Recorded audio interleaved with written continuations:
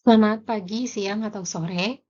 Kita masuk ke bab terakhir dari kuliah aljabar linear lanjut, di mana di minggu-minggu sebelumnya kita telah mempelajari mengenai least square. Pada bab ini kita akan mempelajari bagaimana hubungan least square dengan optimization problem, karena sesungguhnya least square ini adalah salah satu bentuk dari optimization problem.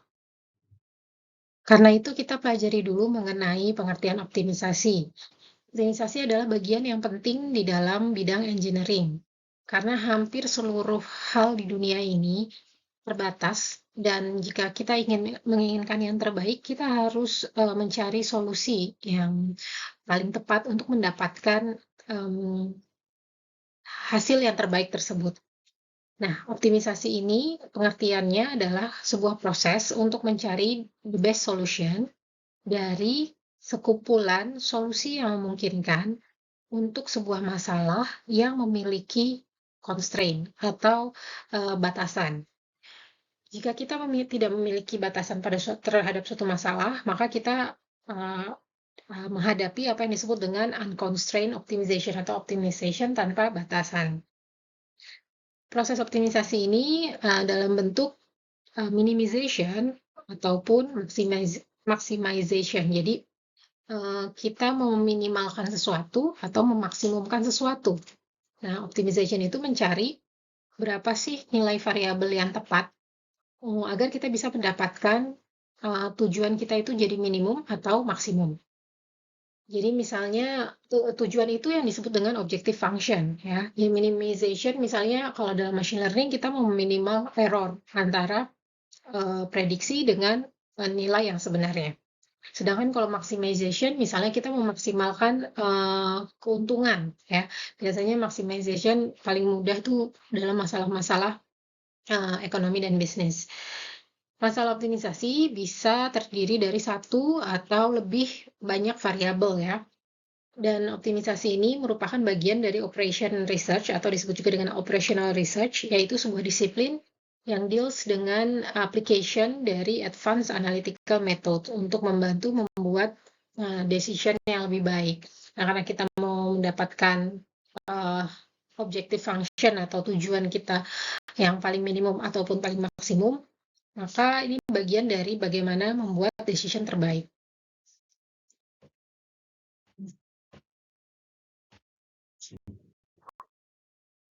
Nah, di dunia ini banyak permasalahan optimisasi ya. Contohnya di bidang engineering, misalnya portfolio optimization ya. Tujuannya apa sih? Kita lihat di objektif. Yang menjadi objective function biasanya overall risk atau return variance-nya. Ya, kita udah sering bahas di contoh-contoh soal dari bab-bab sebelumnya, terutama ketika mengenai least square. Variabel yang menentukan objektif tersebut atau supaya overall risk atau return variance-nya minimum, itu amounts of invested in different asset ya. Berapa banyak nilai investasi di berbagai jenis saham misalnya. Lalu kalau ada constraint, batasannya misalnya apa? Budget, misalnya total semua investasi maksimum kita cuma punya budget misalnya 100 juta. Ya, kemudian atau maksimum atau minimum investment per asetnya. Ya, aset 1, aset 2, aset 3, masing-masing maksimum misalnya cuma 10 juta.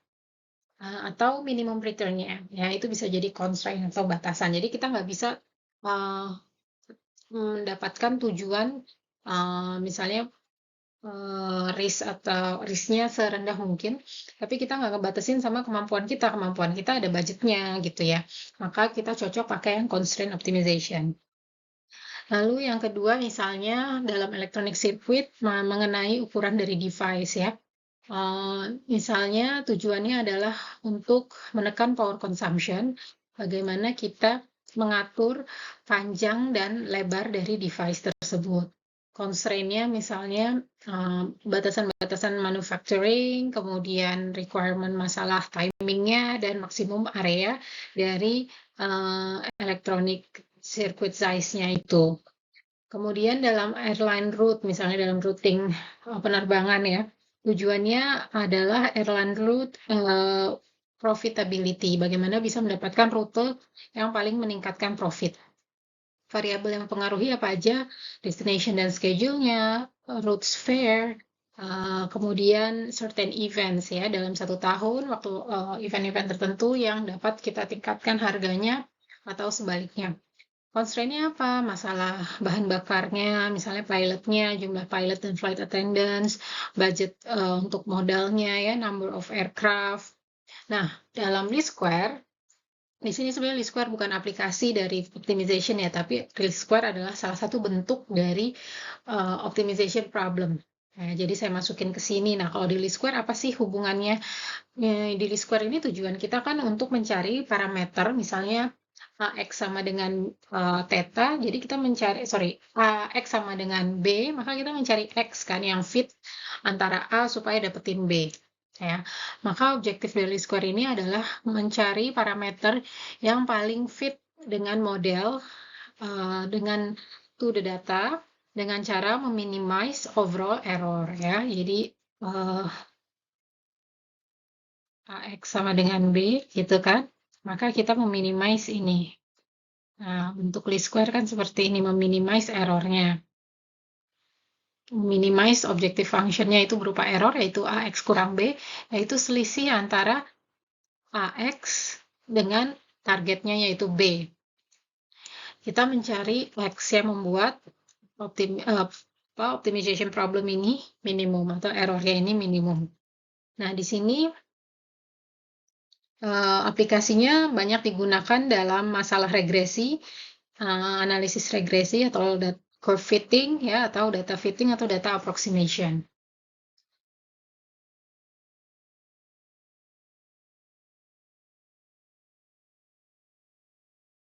Nah, aplikasi di bidang machine learning, optimization ini digunakan sebagai numerical method dalam proses training. Jadi kalau kalian pernah dengar di machine learning itu ada yang namanya training dan testing. Sebenarnya training itu memfitkan data yang ada optimization problemnya, yaitu biasanya disebut dengan loss functionnya. Nah, ketika training itu dia meminimize error yang ada di loss function tersebut ya, selisih antara variabel yang dikali dengan data dengan nilai target atau A kali X dikurang B. Nah, di training sebenarnya proses intinya tuh seperti itu. Makanya sebenarnya loss function pada machine learning itu merupakan objective function pada masalah optimization. Training pada machine learning model bertujuan untuk mencari best set of parameter value. Misal tadi AX dikurang B, maka mencari X yang paling better, paling baik. Yang mana sering disebut X ini sebagai weights atau bobot. Nah, diberikan objective function, maka dalam machine learning ini training akan mencari the best value yang dilakukan dengan cara berbagai optimization algorithms. Makanya kalau dalam machine learning Anda suka dengar istilah optimizer gitu ya. Nah, optimizer ini apa sih? Optimizer ini cara untuk atau algoritma untuk melakukan optimization-nya ya. Makanya namanya optimizer, sesuatu yang mengoptimalkan gitu ya. Nah, yang pernah saya kasih tugas kalian untuk pelajari secara mandiri misalnya gradient descent. Ini merupakan salah satu algoritma optimizer atau yang sering dipakai sekarang namanya ADAM, Adaptive Momentum, kalau nggak salah seperti ya kata singkatannya. Dan berbagai macam algoritma optimizer lain itu bisa dipilih dalam library untuk machine learning ya, seperti scikit-learn. Nah, di optimization ini di machine learning ini kalian juga akan sering dengar yang istilahnya loss function ya. Nah, loss function, intinya loss function ya yang diminimizekan itu apa ya? Minimize, apa nih yang diminimizekan? Nah, ini loss function-nya. Yang paling sering kan AX kurang B atau disebut dengan error. Ya, nanti kalian akan pelajari lagi di kuliah kecerdasan buatan, tapi ketika Anda mendengar istilah loss function, Anda langsung ingat sama objective function pada kuliah aljabar linear lanjut ini.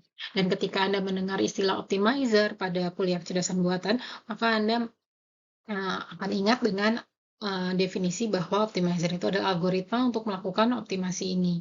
Ya, kemudian, nah, mathematical optimization ini memiliki 3 step sebenarnya. Tadi saya bilang bahwa least square ini bukan merupakan contoh dari optimization, tapi least square adalah salah satu bentuk dari optimization problem. Nah, kenapa? Karena optimization itu sendiri terdiri dari 3 langkah ya. Yang pertama, mengkonstruk atau membuat model matematika dari real world problem yang mau disolusikan. Yang kedua, mendevelop algoritma untuk menyelesaikan mathematical model alias membuat optimizernya. Kemudian yang ketiga, algoritmanya sudah dibuat softwarenya atau modulnya, library-nya gitu ya, functionnya untuk running algoritma tersebut. Nah, kuliah ini kita hanya mengkonstruk model matematika ya. Kita mempelajari least square sebenarnya untuk memodelkan permasalahan ke dalam bentuk matematis dan menyelesaikannya dengan metode least square. Jadi kita belum di tahap kedua atau ketiga tadi. Nah, mathematical optimization itu sendiri memiliki bentuk meminimaliskan fungsi fx ya yang memiliki constraint, yaitu biasanya constraint ditulis dengan subject to ya. Subject to fungsi constraint-nya yang biasanya bersamaan atau ketidaksamaan. Misalnya di sini fix lebih kecil sama dengan suatu konstanta misalnya b ya. Kalau misalnya ada lebih dari 1, maka fix lebih kecil sama dengan bi, di mana i 1, 2, dan seterusnya sampai m, tergantung ada berapa banyak. Nah, karena constraint itu fungsi tersendiri, maka fungsi objektifnya atau yang tujuannya yang bukan constraint-nya, dia ditambahin 0 ya, indeks 0 untuk membedakan sama fungsi untuk constraint-nya. Jadi minimize f0x subject to constraint-nya yaitu fix lebih kecil sama dengan bi. Di mana x adalah optimization variable yang mau kita cari nilainya, dan f0 adalah objective function-nya, fi adalah constraint function-nya, dan bi adalah limit atau boundary, batasan dari constraint yang membuat adanya constraint ya. Constraint-nya terbatas di mana. Nah, mathematical optimization ini kalau kita bahas satu persatu ya. Objective function adalah fungsi yang mau kita tuju ya. Target kita melakukan optimasi, misalnya ax dikurang b itu bahwa variabel x-nya ketika dikali dengan data a, nilainya harus seminimal mungkin bedanya dengan b gitu ya, makanya ax dikurang b. Kemudian optimization variables yang x tadi adalah variabel yang kita adjust, yang kita cari nih nilai yang paling bagus untuk mencapai objective function dan masuk ke dalam kategori constraint atau di dalam batasan limitnya si constraint. Constraint function itu sendiri adalah fungsi yang mendeskripsikan resource limitation kita. Kayak tadi misalnya ya, kita mau memaksimalkan risk dari aset investment, tapi kita punya resource limitation bahwa modal kita untuk investment tidak bisa lebih dari 100 juta, misalnya seperti itu. Kemudian boundaries atau limit adalah value, yaitu si BI tadi, yang mengeset limit dari constraint function-nya berapa, yaitu misalnya tadi 100 juta, itu berarti B-nya. Nah, objective function bisa berbentuk maximization maupun minimization. This function is formulated as mathematical model of real world phenomena ya. Objective function ini yang jadi model utamanya ya, menjelaskan fenomena di lapangannya seperti apa. Pada kasus-kasus tertentu kita akan bisa memiliki objective function yang terdiri dari maksimum maupun minimum. Jadi ada dua max min objective function dalam satu problem yang sama. Kemudian kita masuk ke optimization variable, yaitu si x-nya.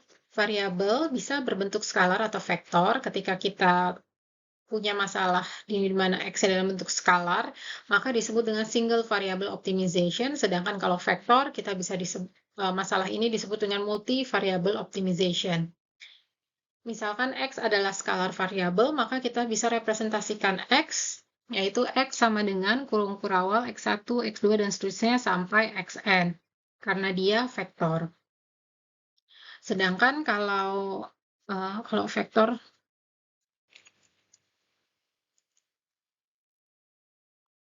nggak bisa.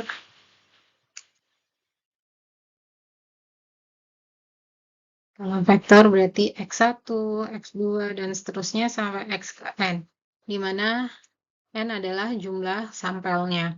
Sedangkan kalau dia have multiple group of vector yang disebut dengan matrix, dia direpresentasikan dengan X1, X1,1 sampai X1,n. X2 dan seterusnya sampai XM,1 sampai XM,n.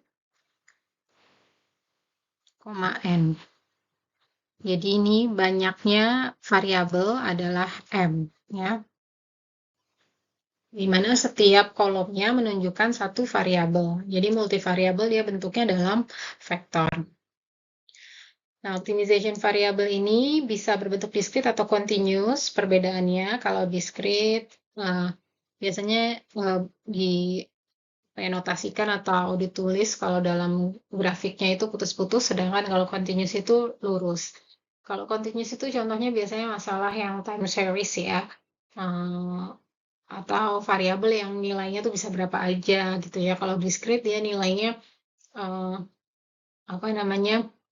discrete gitu ya, 1, 2, 3, nggak ada 1,5, nggak ada 1,25, nggak ada nilai di antara dua nilai discrete tersebut. Kemudian untuk constraint function, nah constraint function ini bisa ada, bisa enggak. Kalau ada berarti constraint optimization atau constraint, kalau kita pakai least square bentuknya constraint least square. Kalau nggak ada constraint berarti unconstrained. Ketika constraint-nya eksis, objective function bisa direpresentasikan dengan gambar sebagai berikut ya. Jadi kayak garis yang ada endingnya, ended dia di satu titik. Sedangkan kalau nggak ada constraint, fungsinya bisa ditulis seperti berikut dengan tanda panah, karena dia tidak ada batasnya. Nah, ini contoh metode dalam operation research ya. Jadi algoritma-algoritma yang dipakai untuk menyelesaikan masalah decision making ya. Bagaimana untuk mendapatkan better decision solution. Nah, di sini contoh ada berbagai algoritma nih, mathematical programming or optimization tekniknya, ada calculus method, ya nonlinear programming. Nah, tentunya ini kita nggak masuk dalam kuliah kita, cuman untuk sebagai wawasan bahwa optimization itu seluas ini dan kita hanya salah satu bentuk dari optimization problem. Nah, classical optimization teknik menggunakan metode kalkulus yang mana salah satunya adalah least square untuk menyelesaikan masalah optimisasi. Classical teknik ini dapat reliable dan efisien, namun classical teknik ini terbatas hanya untuk masalah yang non-convex. Nah, apa sih masalah non-convex? Jadi kalau bentuk grafiknya gitu ya, kurang lebih seperti gambar hijau ini nih masalah yang convex. Sedangkan kalau grafik yang dibentuk antara parameter atau variabel dengan objective function yang membentuk grafik yang seperti warna pink ini non-convex. Jadi bisa dibilang kalau non-convex itu kalau kita tarik garis gitu di salah satu titiknya ke titik lain, maka dia melewati daerah yang tidak berada di dalam himpunan gitu ya. Nah, sedangkan kalau convex ciri-cirinya ya di titik manapun kita tarik garisnya, dari garis-garis tepiannya dia pasti yang dilewati itu pasti masih bagian dari himpunannya ya, atau area dari problemnya dia. Nah, secara visual seperti itu, tapi secara definisi atau secara matematis seperti apa kita lihat. Sebuah jenis dari fungsi disebut dengan fungsi konveks, yaitu dia tidak memiliki dependensi pada starting point pada optimization algoritma. Jadi ciri-cirinya secara matematis convection function ketika diselesaikan dengan optimization algorithm, dia akan konvergen lepas dari dimanapun starting point-nya. Dan convex function, semua lokal minimumnya berarti global minimum juga. Nah, ini ciri-ciri dari gambar tadi ya. Kalau kita narik ujung atau tepian-tepian dari garis ini, maka kita tidak akan mendapatkan tepian yang dia itu atau gambar yang seperti warna pink tadi ya, yang garis yang dilewatin itu melewati daerah yang bukan bagian dari himpunannya. Itu ciri-ciri dari non-convex. Sedangkan kalau convex, dia bakal lokal minimum yang kita dapatkan itu pasti global minimum. It turns out that many machine learning objective function are designed such that they are convex. Nah, machine learning objective functionnya itu sedemikian rupa dirancang sehingga objective functionnya convex. Karena dengan iterasi, dengan random inisialisasi, dia akan dijamin konvergenitasnya. Kita akan fokus perhatian kita pada particularly useful class of optimization problem, yaitu si convex, karena akan terjamin global optimality-nya. Artinya ketika kita dapat nilai minimum, itu udah pasti dia minimum secara global, bukan hanya lokal minima. Ketika fx is a convex function and constraint-nya involve gx dan hx, misalnya yang mana gx dan hx juga convex sets atau convex optimization, maka ini disebut sebagai convex optimization problem. Ya, jadi convex optimization problem adalah ketika objective function-nya dan constraint-nya sudah dalam bentuk convex. Nah, modern atau yang non-traditional optimization technique, tadi kan kalau yang tradisional dia menggunakan kalkulus. Kalau yang modern ini, dia include machine learning, genetic algorithm, tabu search, heuristic algorithm, dan lain sebagainya. Kita juga sebenarnya bisa untuk membuat optimization algorithm kita sendiri. Advantage of modern teknik bahwa mereka itu lebih fleksibel ke non-convex problem. Ya, sedangkan disadvantage-nya modern teknik lebih kompleks komputasinya. Kenapa? Karena biasanya di dalamnya membutuhkan iterasi dan rekursi. Iterasi adalah proses dengan melakukan operasi yang sama atau prosedur yang sama secara berulang berkali-kali ya. Contohnya melakukan 12/3 dibagi 3 secara manual tanpa kalkulator. Sedangkan rekursi kalian udah pada pelajari, proses di mana output dari iterasi sebelumnya akan menjadi input dari iterasi berikutnya. Nah, ini sering dipakai atau kayak hampir selalu ada di dalam masalah modern optimization algorithm, di mana iterasi sekarang hasilnya akan dipakai untuk nilai iterasi berikutnya ya, atau ada update variabel yang diiterasi. Nah, karena itu kita akan mempelajari mengenai constraint least square, tapi sebelum ke constraint least square, kita akan mempelajari mengenai multi-objective least square. Multi-objective least square tujuannya adalah untuk memilih vektor X berukuran N, sedemikian hingga norm squared objektifnya semuanya menjadi paling minimum atau kecil. Jadi objektifnya ada lebih dari satu, makanya namanya multi-objektif. Misalnya objektif yang pertama J1 dan objektif yang ke K itu JK. Di mana masing-masing rumusnya adalah norm kuadrat dari AX min B. Ya. Kalau dia objektif yang pertama berarti A1X min B1 sampai ke objektif yang ke K, berarti yang di norm square-kan AKX min BK. Di mana AI adalah seperti biasa matriks ukuran M kali N, dan B adalah vektor berukuran M, dan I adalah jumlah objektifnya ada sampai K. JI adalah objektif dalam bentuk multi-objective optimization problem atau biasa disebut juga dengan multi-criterion problem. Kita dapat memilih X untuk meminimize any one JI, tapi kita ingin satu X yang dapat membuat semuanya minimum.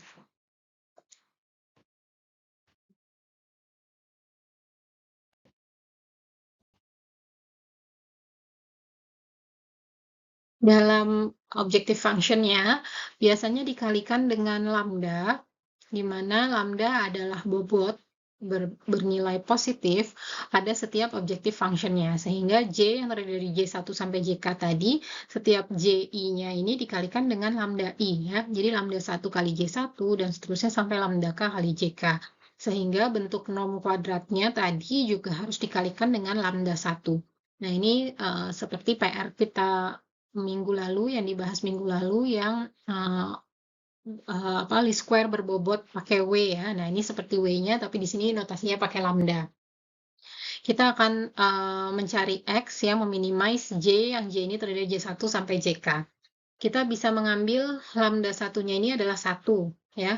dan menyebut J1 ini sebagai primary objective. Nah, biasanya primary objective dikasih lambdanya itu bernilai 1 atau dianggap kayak nggak ada lambda aja. Sedangkan lambda yang lain atau objektif yang sekunder dan seterusnya itu dikasih nilai.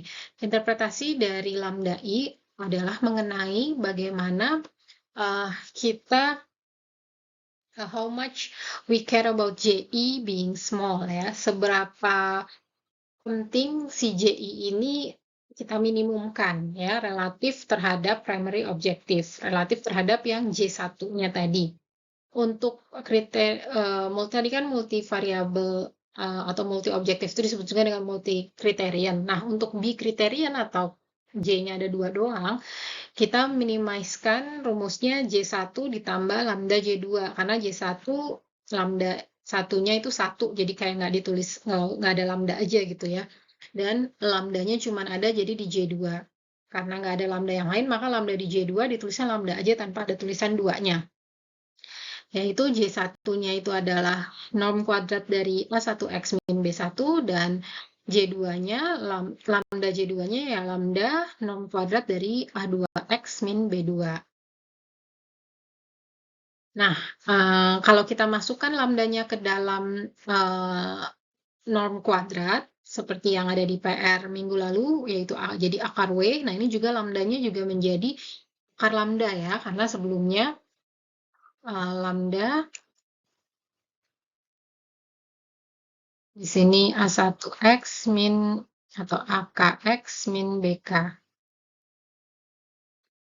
Nah, kalau kita masukin ke dalam norm, kan dia dikuadratin ya, ketika masuk dalam norm berarti jadi lambda K,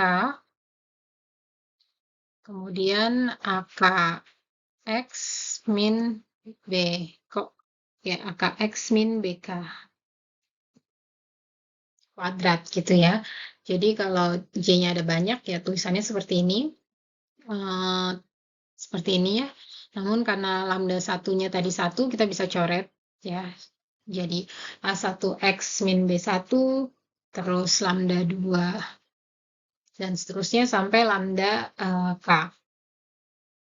Sehingga kita punya J yang rumusnya udah norm kuadrat, A-nya menjadi A tilde karena A-nya sudah dimodif jadi ada lambdanya di dalam, ada bobotnya, yaitu A tilde adalah akar dari lambda 1A1 sampai lambda K AK dikurang B tilde, yaitu yang lambdanya dimasukkan ke atau didistribusikan ke B juga jadi lambda 1, akar lambda 1 B1 sampai akar lambda K BK.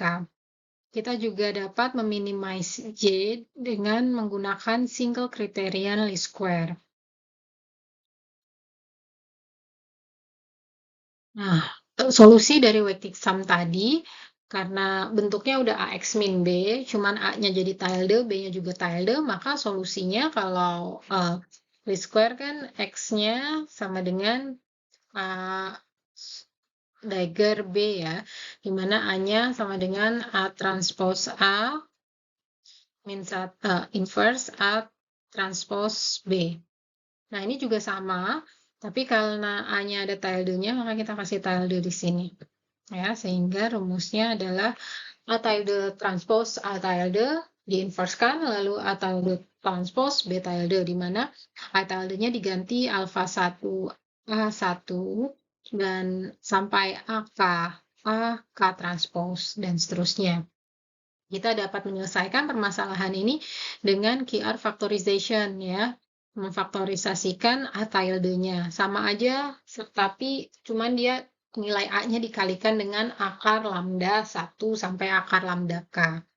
Kemudian A1 bisa berbentuk white matrix ataupun memiliki dependent columns. Oke, bagaimana menggunakan multi-objective least square ini? Hal pertama, kita identify primary objektifnya dulu, yaitu si J1-nya, yaitu basic quantity yang ingin kita minimalkan. Lalu baru kita mencari J2-nya jika ada, yaitu choose one atau more secondary objective ya, J2 atau lebih, J3 sampai JK. Yaitu quantity yang kita juga ingin minimumkan ya, jika memungkinkan. Tapi dia less priority dan yang primary objektifnya. Contohnya adalah size of X-nya, roughness of X, distance from some given point. Jadi misalnya untuk meminimalkan risk dari portofolio, misalnya X-nya itu kan misalnya aset yang kita harga investasi yang kita tanamkan di setiap aset ya. Kemudian secondary objektifnya misalnya berapa sih ukuran X-nya itu, besarnya X mau berapa. Kemudian variance dari X-nya misalnya ya. Nah itu kalau pengen diminimalkan juga ukurannya misalnya atau variance-nya juga mau ditekan, maka kita bikin dia sebagai J2. Kemudian kita tuning atau kita tweak, kita atur-atur bobotnya sampai kita bisa mentoleransi nilai X hat-nya atau X prediksinya dengan lambda atau weights yang kita atur tadi. Untuk big criterion problem dengan J-nya itu sama dengan J1 plus lambda J2, maka kita mengatur lambdanya sebagai berikut. Jika kita lihat nilai J2-nya terlalu besar, maka kita increase lambdanya. Sedangkan kalau kita melihat nilai J1-nya yang terlalu besar, maka kita decrease lambdanya. Kenapa? Karena lambda itu menunjukkan yang tadi ya, bagaimana kita memprioritaskan J1 itu lebih kecil atau lebih minimum daripada si J2 atau secondary-nya. Jadi kita lebih memprioritaskan meminimalkan J1 daripada J2-nya. Sehingga lambda ini yang dimainkan.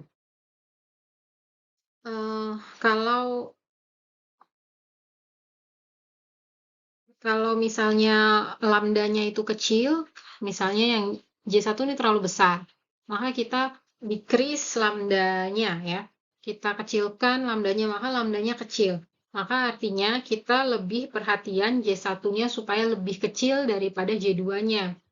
Sedangkan kalau lambdanya itu besar, kayak kasus yang ketika J2 itu terlalu besar, maka kita tingkatkan lagi nilai lambdanya, maka artinya kita nggak terlalu prioritas J1 being small daripada yang J2 being small. Kurang lebih maksudnya seperti itu. Oke, berikut contoh pergerakan nilai lambda ya terhadap multi-criterion least square. Misalnya tadi kita pakai multi-criterion di mana ada dua objective function, yaitu J1 lambda J2 ya. Di mana di J1-nya itu A1X min B1 dan yang J2 juga seperti itu, A2X min B2. Nah, ukurannya sama-sama misalnya matriks 10 kali 5. Nah, kita lihat di sebelah kiri, itu artinya kita more care about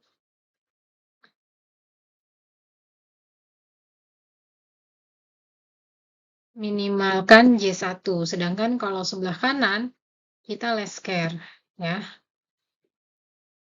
Atau justru more care ke J2. Nah, sedangkan X1, X2, sampai X5 hat ini entries vektor X, solusi X-nya ya.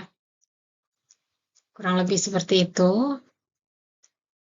Nah, di sini dilihat semakin ke kiri, nilai lambdanya semakin kecil nih, 10 min 4.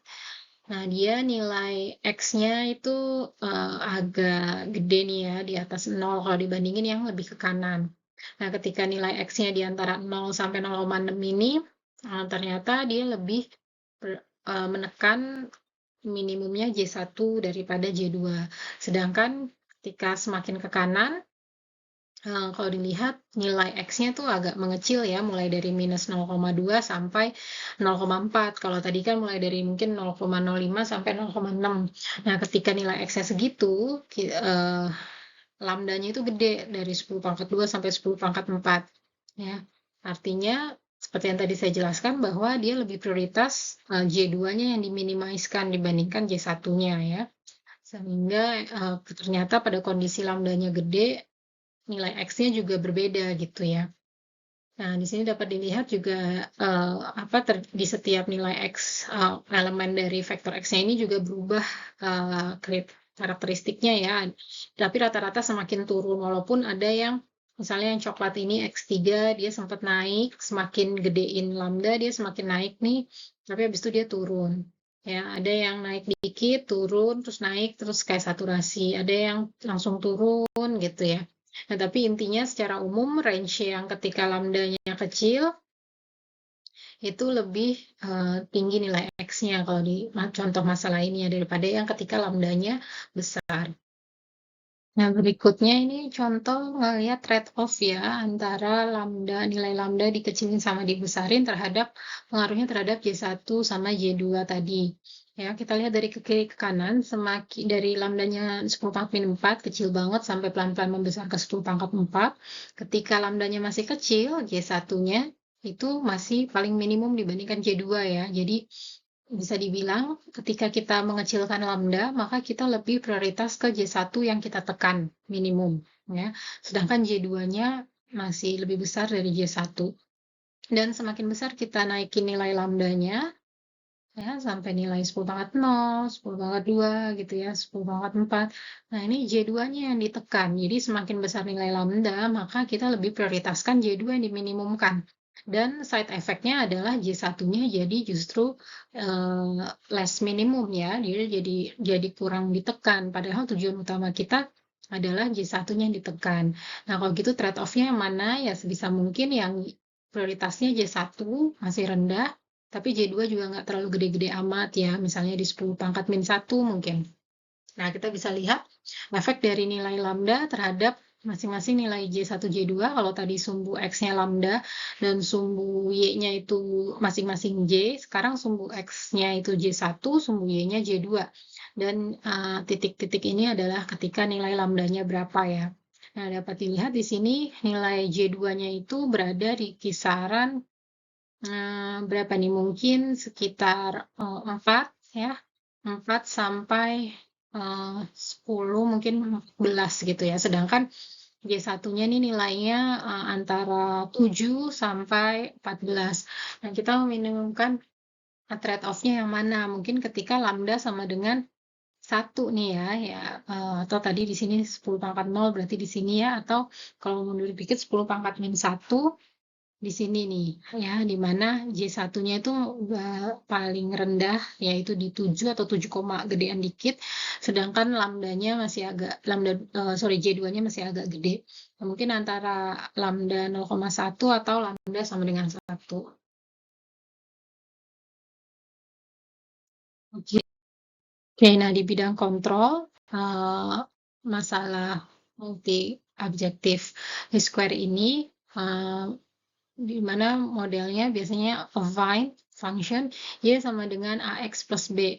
Ya, di mana Y adalah output vektor atau result ukurannya M vektor dan X adalah input vektor ukurannya N.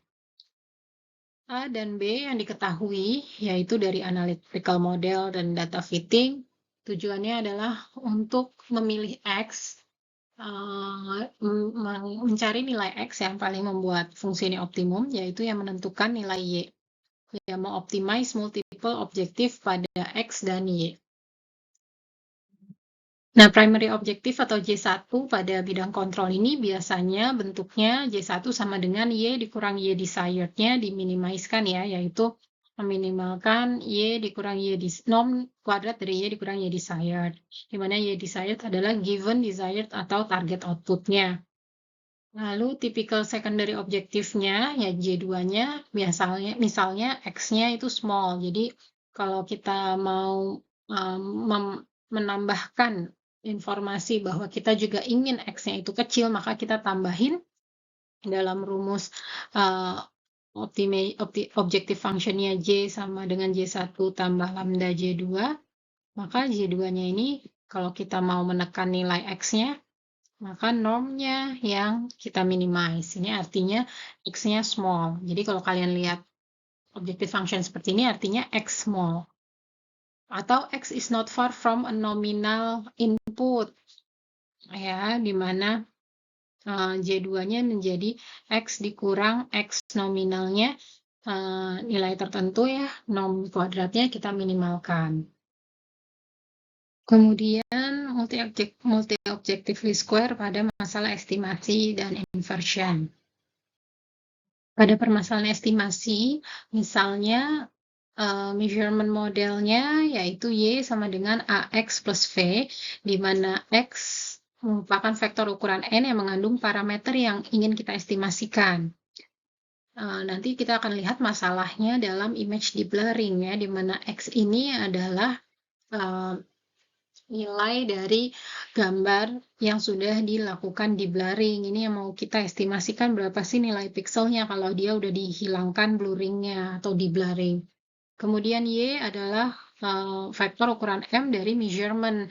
Artinya measurement itu berarti yang kita ukur. Dalam hal ini kalau kita punya gambar atau image, berarti hasil pengukuran adalah gambar yang diterima oleh kamera, karena kamera yang ukur. Kemudian V adalah noise atau measurement error-nya. Ini biasanya unknown, jadi kita nggak tahu sebenarnya noise-nya tuh dan kesalahan pemodelan atau pengukurannya itu berapa, tapi kita modelkan ada sejumlah V. Nah, dan A ini adalah matriks M kali N yang menghubungkan parameter dengan measurement. Basically square estimation-nya adalah kita asumsikan V ini, noise dan error-nya ini serendah mungkin, dan A has independent column. Kita akan estimasikan X dengan meminimaliskan J1-nya yaitu AX dikurang Y, karena kita kan ingin meminimize noise-nya ya. Tadi Y sama dengan AX min V. Nah, kita mau meminimaliskan V-nya, berarti V itu berarti sama dengan AX min Y. Jadi kita sama aja meminimaliskan AX min Y. Karena ukurannya yang kita kecilin, maka pakai norm kuadrat.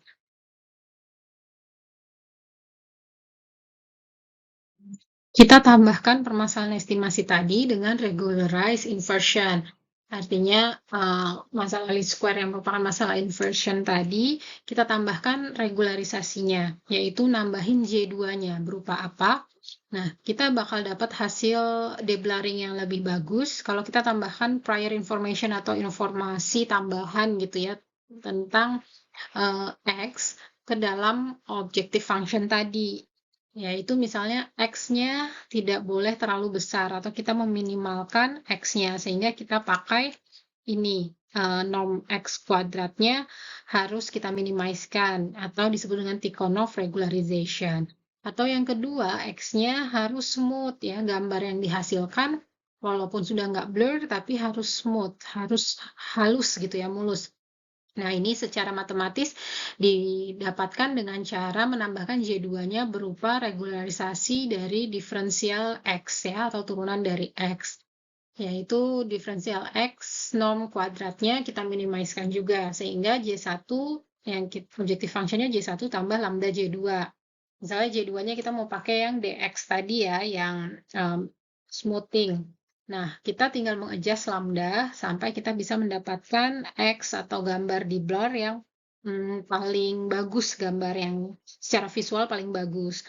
Nah, kita akan lihat kurvanya antara X hat, X prediction dengan nilai lambdanya. Nah, seperti grafik tadi ya, perjalanan lambda terhadap nilai X hat-nya, atau disebut dengan regularization path-nya. Dengan Tikhonov regularization bisa bekerja juga walaupun A bukan independent column atau A ini white matrix. Nah, tadi saya bilang kan dia contohnya image deep blurring nih. Nah, dalam kasus image deep blurring di AX min Y tadi, X ini adalah image yang kita harapkan.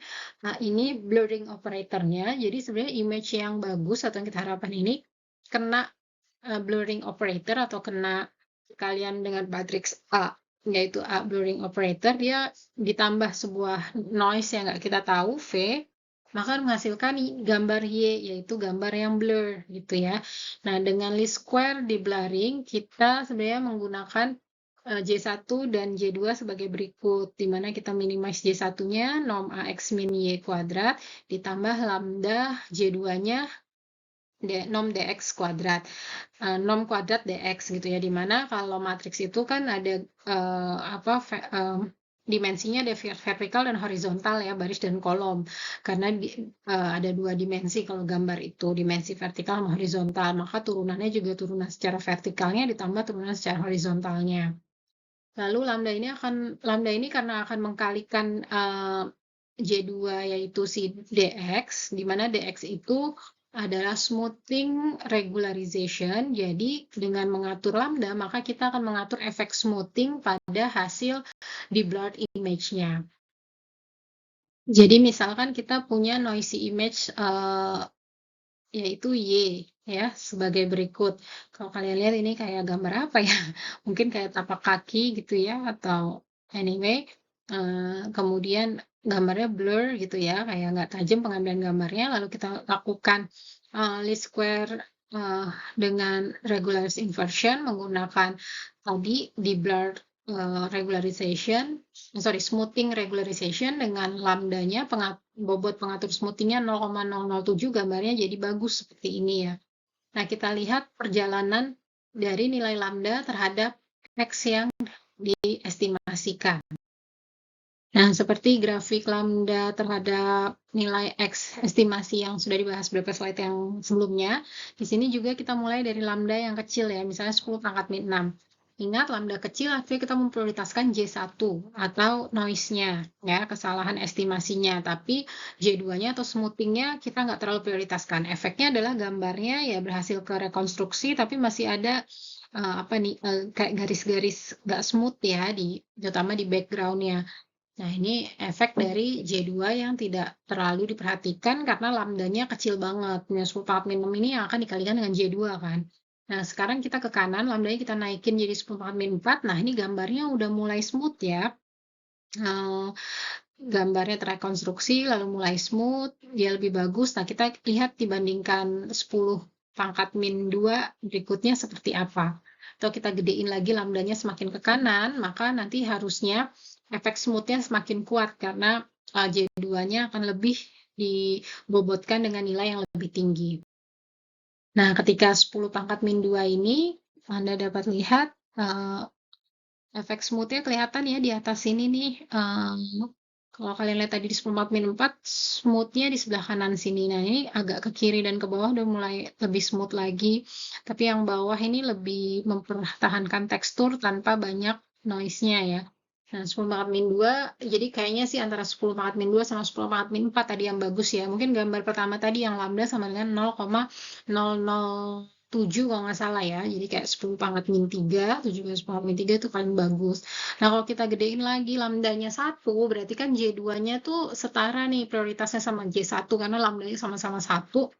Artinya kita lebih prioritaskan J2 malah daripada J1, sehingga efek smoothing-nya terlalu kuat ya, gambarnya malah tidak sesuai yang diharapkan. Jadi bukan berarti lambda lebih paling besar maka hasilnya paling bagus, atau lambda paling kecil maka paling bagus. Jadi kita harus lihat dari X yang kita inginkan seperti apa, maka berhenti di lambda yang menghasilkan X seperti yang kita inginkan itu.